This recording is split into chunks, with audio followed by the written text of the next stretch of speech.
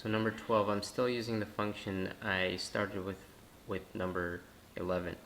So when I say f of x, solve for f of x equal to 1.1, I want to set 1.1 on this side of the equation and solve for x.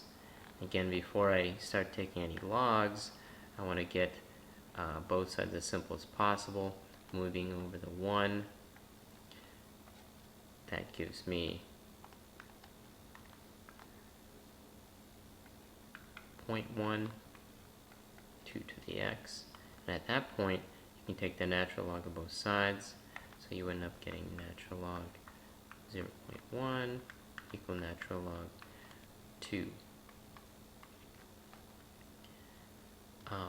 to the x. So then the x comes down, and so you're left with natural log 0.1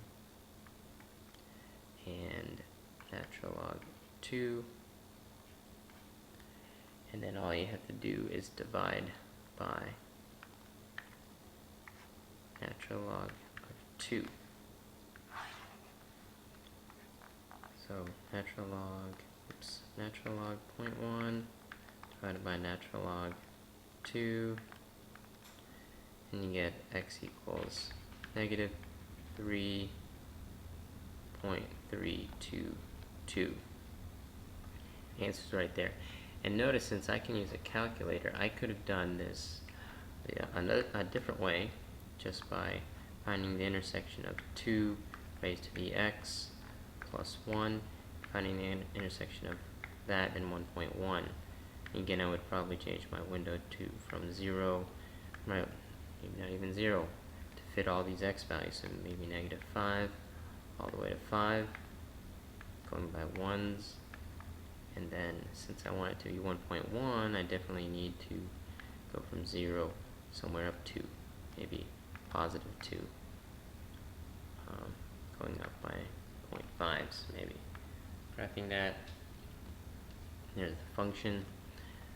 It's going to intersect right here, so that means a lot of these values are definitely not going to be very useful. No positive values, definitely.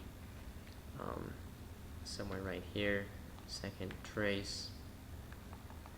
Find the intersection between the two curves, right there at negative 3.321, and then 9 rounds up to 2. So 2 different ways of finding that. Problem number 13, still working with the same function, except this time I'm asked to find f inverse. So again, f to the negative 1 of x, this is f inverse, or the inverse of f. You would say f inverse. And again, basically what that's happening is that you're trying to find the exact opposite. You're trying to undo everything that's in the function. So if the function looks like this,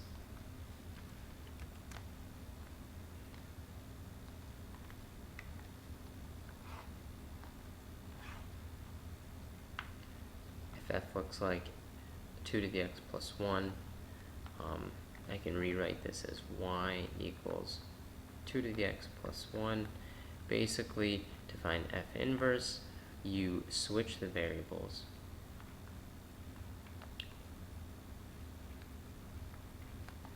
And then solve for y.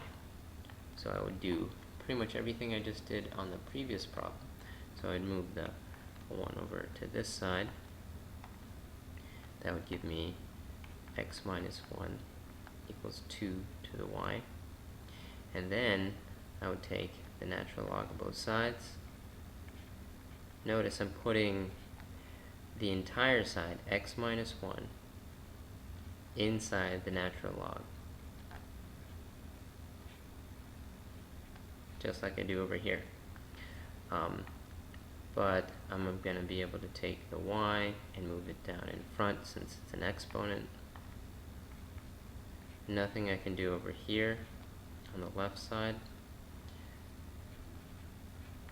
Nothing I can do with natural log of 2.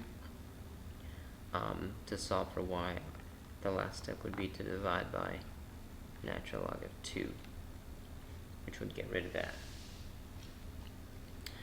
So looking at my answers, natural log of x minus 1 divided by natural log of 2, this would be my inverse.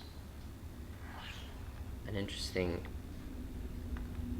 thing that we end up seeing is if I graph the inverse, natural log of x minus 1 divided by natural log of 2, and if I compare it to the original function, if I compare f and f inverse, let me go to a normal window, they end up being an exact reflection over the y equals x line. If I zoom square, right here, zoom 5, zoom square, it makes the scale a little better so that you can see if something is reflected really well.